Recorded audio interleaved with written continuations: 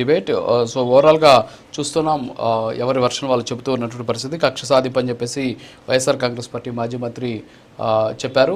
మరోపక్క ఇది కాదు, కక్ష సాధింపు అంటే ఏంటి, గతంలో ఏ విధంగా చేశారనేది మనకు లక్ష్మీభార్గవి గారు వివరించినటువంటి పరిస్థితి.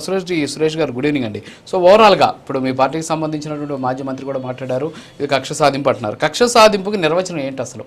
అంటే గతంలో కక్ష సాధింపుకు సంబంధించిన అంశాలు చాలా చూసాం మనం, కానీ ఇప్పుడు అలాంటి పరిస్థితి లేదు అని చెప్పేసి కూటమికి సంబంధించిన నాయకులు చెప్తున్నారు. ఆయన మీద ఆధారాలు ఉన్నాయి కాబట్టి అరెస్ట్ చేశామని చెప్పేసి చెబుతూ ఉన్నటువంటి పరిస్థితి. ఏమంటారు, మీరేమంటారు? రాజుగారు, మీకు ప్యానెల్లో ఉన్నటువంటి ప్రతి ఒక్కరికి కూడా నా నమస్కారాలు. కక్ష సాధింపు లేదు అన్న మాటకే తావలేదు. రాష్ట్రంలో నడుస్తున్నదే కక్ష సాధింపు తప్ప మరొకటి కాదు.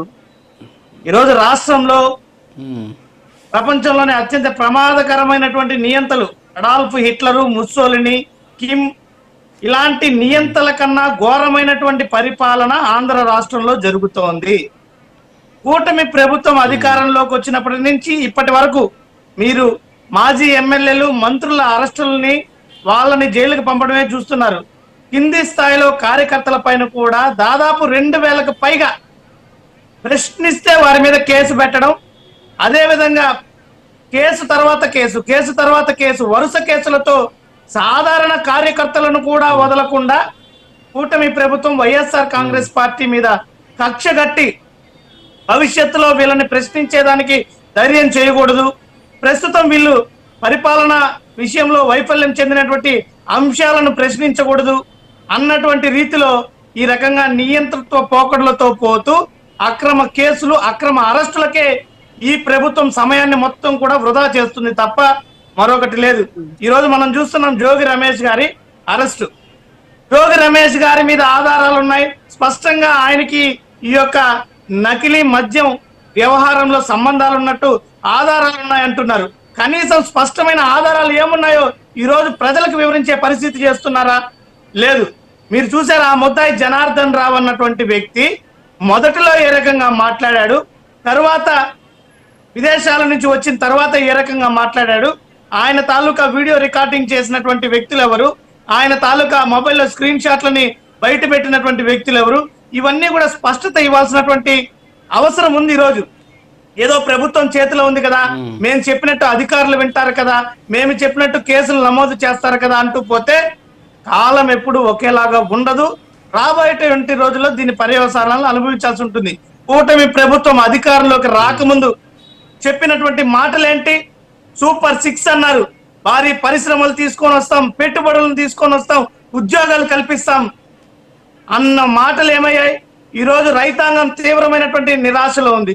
ఈరోజు నిరుద్యోగ యువత ఏ రకంగా నిరాశ నిస్పృహల్లో ఉన్నారు.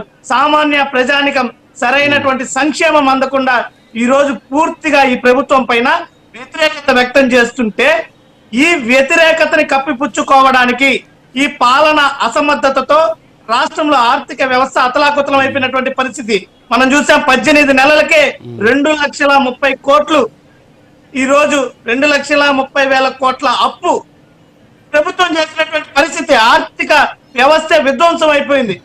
ఇవన్నిటినీ కూడా కప్పిపుచ్చుకోవడానికి కేవలం డైవర్షన్ పాలిటిక్స్ నే నమ్ముకొని కేవలం వాటి కోసమే ఈ రోజు ఈ రకమైనటువంటి కుట్రలకి తెరలేపుతుంది. మొదటి నుంచి 18 నెలల కాలంలో ఒక్క అరెస్ట్ కైనా సరైనటువంటి ఆధారాలు చూపించగలిగారా? ఒక్క అరెస్ట్ కన్నా కనీసం ప్రజలకు చెప్పకపోతే పోయారు, న్యాయ వ్యవస్థల్లో, న్యాయస్థానాల్లో సరైనటువంటి ఆధారాలను చూపించగలిగారా? ఈరోజు పోలీసు వ్యవస్థని ఆయుధంగా వాడుకొని కూటమి ప్రభుత్వం రాజకీయ శత్రుత్వం ప్రదర్శిస్తోంది. ఇది ముమ్మాటికి హేయమైనటువంటి చర్య.